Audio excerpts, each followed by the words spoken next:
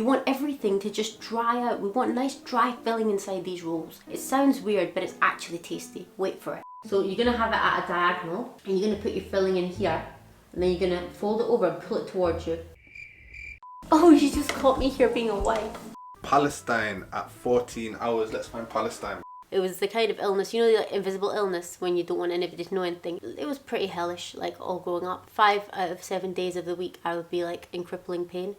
Assalamu alaikum guys. This is Ramadan day 4-ish? Day 4. Day 4. This is Ramadan day 4. This is our 4th fast. Oh my goodness. I have not fasted in 15 years roundabout. There are various reasons for that, which I'll go into later inshallah, all health related. And it's been interesting. The night before my first one, I decided to have 4 different meals of what I would crave, just like a 10-year-old child. I was literally thinking to myself, this is what kids do, you know, when they think, I'm gonna eat everything. Yeah. I felt ashamed. I felt like you're an adult, you shouldn't be doing this, but I did it. Shall I make some bread? I made Shall I make chips, some kebabs? I made some bread, I made some kebabs. I just thought, hit all the things that I'm gonna crave. Day 4, it's really kicking in for us now. Feeling a bit queasy, feeling a bit lightheaded. So today we're going to take you through with us a day in the fasting life and talk to you a bit about how it's going and why I've not fasted for so long before this. Oh, there's also a chicken rolls recipe coming up. Listen, this is not like a, oh, let's stick a recipe in a video. No, these chicken rolls are the best chicken rolls you will ever try. They're pretty, well, you're not going to get to try them, but... No, but make them. They're really easy to make, and they're honestly the best chicken rolls you can ever eat. Yeah, they are elite. And I didn't even know my mum put a secret ingredient in it. She only showed me the other day. I was like, all this time, this has been in it. You'll see. So, yeah, here we go. This, my friends, is called a miswak. Who got you it, Sufyan? Some stranger. My sister got it, bro. My other little sister, Mariam. I don't know if she was hinting or if... She gave me one too, so... Yeah, this is a miswak. This is what, in the Ramadan, what people use, or Muslims use it all around the world, to brush their teeth with. It's actually trending right now. I saw loads of people actually making toothbrushes out of this. But it's a natural toothbrush. It's got a very particular smell, and it freshens your breath. Does it taste minty? No. You've got to chew the end off, like... Branch. Yeah, you chew the end off like that. And then this bit, you kind of chew it, yeah? And then it looks like this, look. See, it ends up looking like a toothbrush. You just brush your teeth with it. Mad. And it freshens your breath because it's got whatever the branch or the... You're really selling it. It's delicious. It's actually sunnah. Sunnah means that the Prophet Prophet Muhammad did it. So the Prophet used to love using this miswak, and I'm sure that on his deathbed he was like laying on the lap of his wife, and he put his arm out, you know, and said, like, gestured as in, give me that basically. And it was his miswak. He loved his miswak, he used it all the time, and I love mine too. I'm fading, guys. This fast is feeling really hard. I'm really hungry. I keep reaching for my bottle of water and then remembering, oh yeah, you can't drink that. Yeah, today's a bit of a struggle, but blessings in it. Blessings on blessings. You packing your miswak away? I'm just putting it away. I'm just putting it away in the packet that I got it from. Look at him, he's so happy.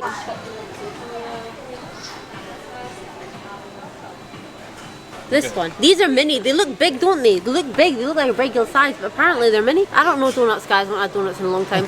That's why I had keto nut. 90p. This will save my life. Yeah. People say this is a myth that this doesn't help, like, your kidneys and all that. It's not a myth. Trust me. 3 kidney infections a Mara. Trust me. This is real. 90p. Save your wife. Never, ever, ever go shopping whilst you're fasting. Do you remember that diet I'm on? I'm trying to lose a stone. Look at this. Oi.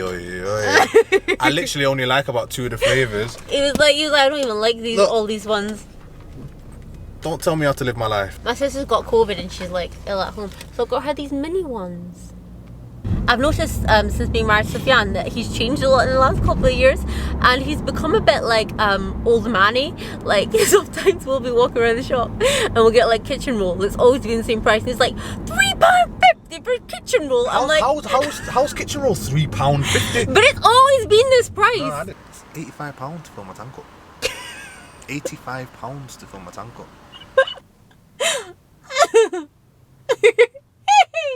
So, my mum has the baddest, bombest, that didn't feel right to say. My mum has a rockinest, hippest.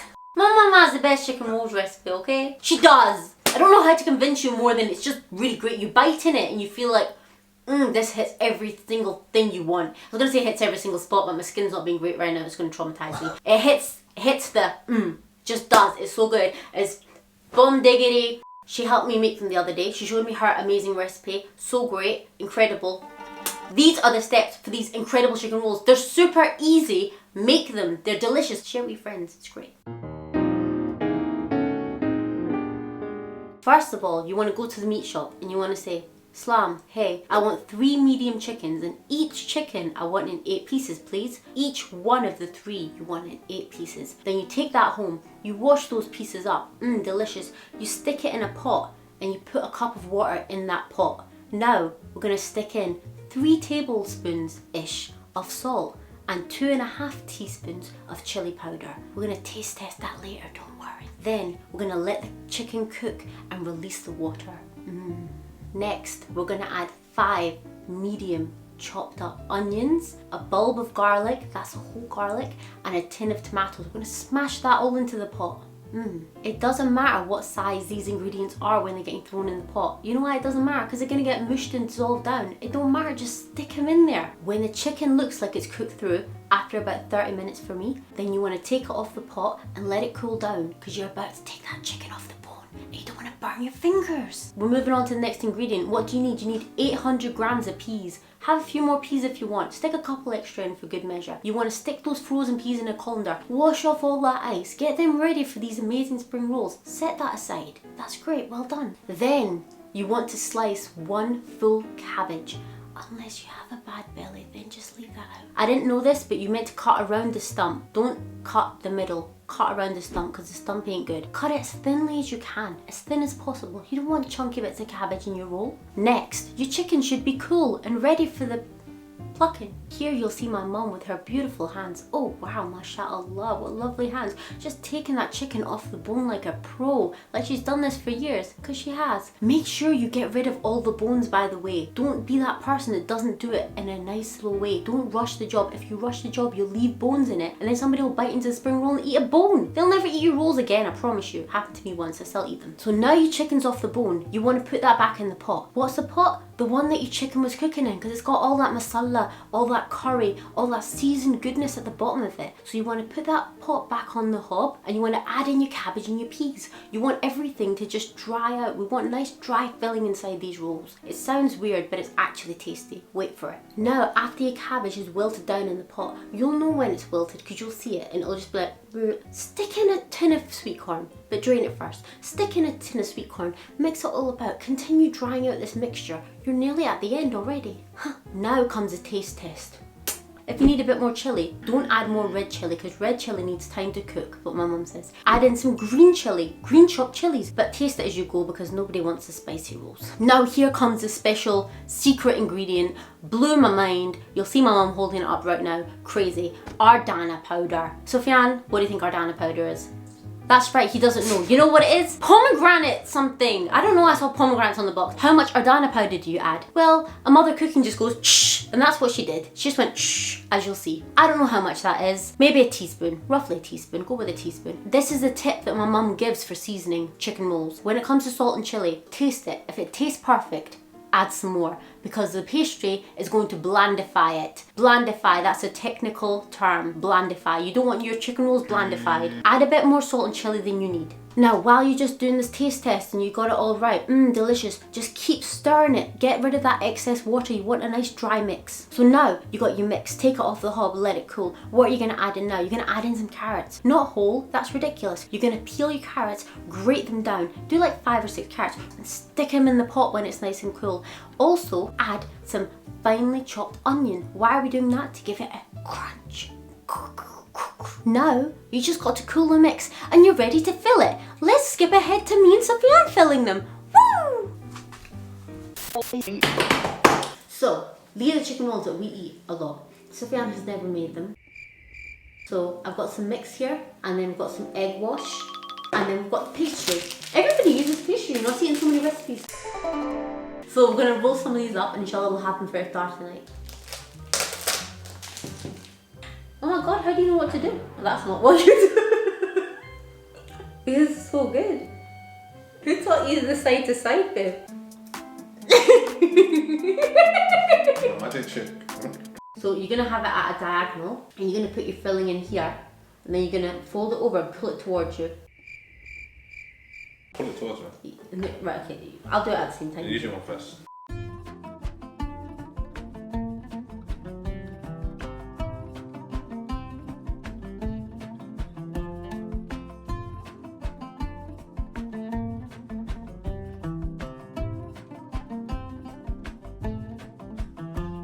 So all you do is put it down diagonally. This is the pre-made chicken thing. You put it in this corner here.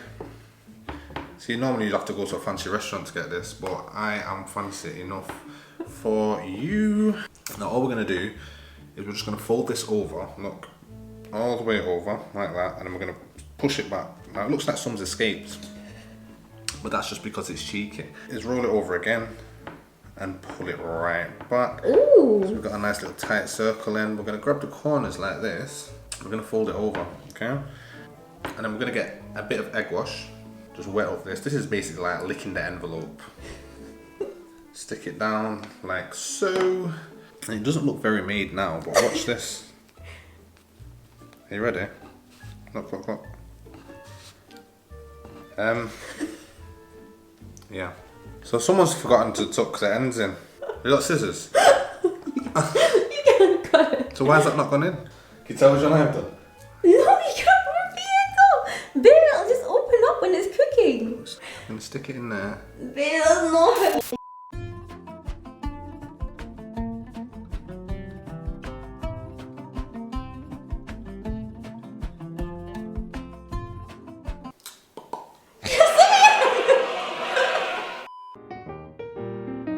Oh, lovers.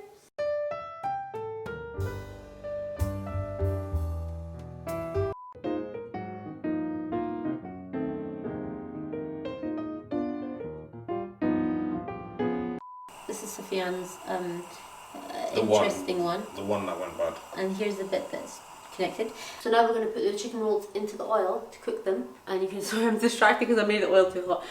Don't make the oil too hot because then you have to wait. The chicken rolls in the oil, they won't take long at all because they're not frozen. We're just going to let them go golden brown like that, and then they're done. Put it in the oil like this. And you want to see bubbling around the edges. They're not too crazy. Another one in. Bubbling around the edges, not too crazy.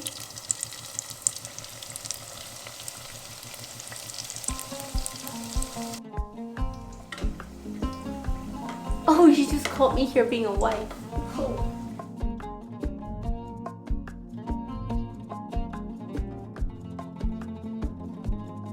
Welcome to this segment of the video, which is called How Many Hours Are You Fasting in Ramadan? So we have the mat wall behind us. Everybody knows about the mat wall. If you've not watched that video with the mat wall in, please go and check it out, loser. So we're in the United Kingdom, and in the United Kingdom we actually have the second longest fast right now. This is the United Kingdom here, Stroking London.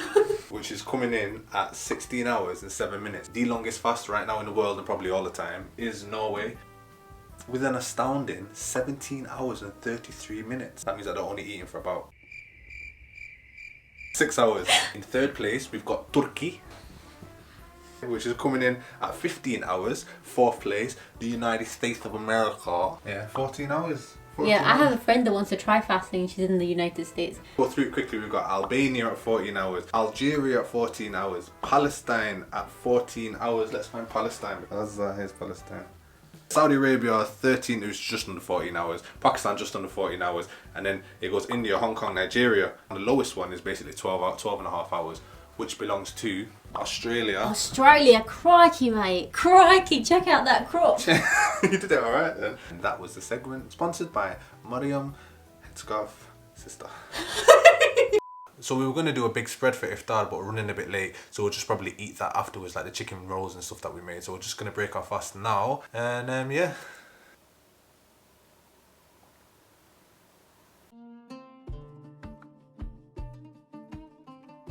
I get more butter like that.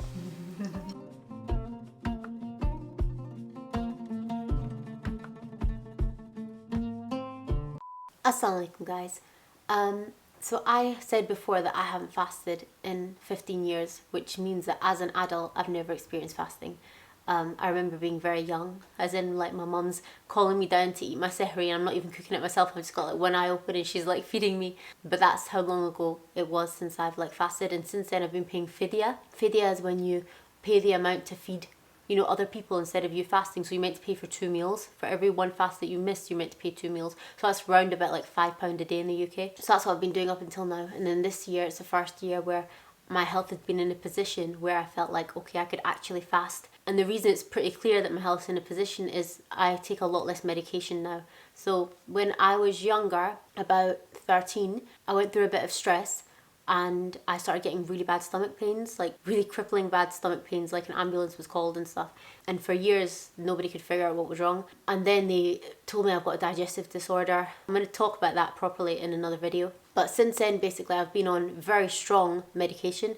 It started ever since I was little, so I've had very strong medication all through high school, all through college, all through university, which not only like impacted my physical health a lot, as in I felt ill all the time. Like even on days that I wasn't taking my medication, there would still be some running through my body and it would just make me feel ill, like whacked out. And then it affected my mental health a lot, because obviously other people with chronic illness will understand you end up missing out on a lot and you end up letting people down a lot. Like say that your friends are all doing something and you want to join, you want to be part of it, but then you end up ill on the day, especially if you're really looking forward to something. That tends to be when your illness kind of plays up a bit if it's stress related. See, all through high school stuff, if anybody knows me from high school, they'll probably not know anything about like why I was ill or anything. It was the kind of illness, you know, the like, invisible illness when you don't want anybody to know anything. It was like that, but it was pretty hellish. Like all growing up, it was like pretty horrible. So about 5 out of 7 days of the week I would be like in crippling pain and not be able to like move out of my room really, and 2 days of the week I'd be like really well, and I'd want to seize the day on those days, and I would still be in pain, but I felt like I could at least like go out and have energy to move and everything. Like my stomach's kind of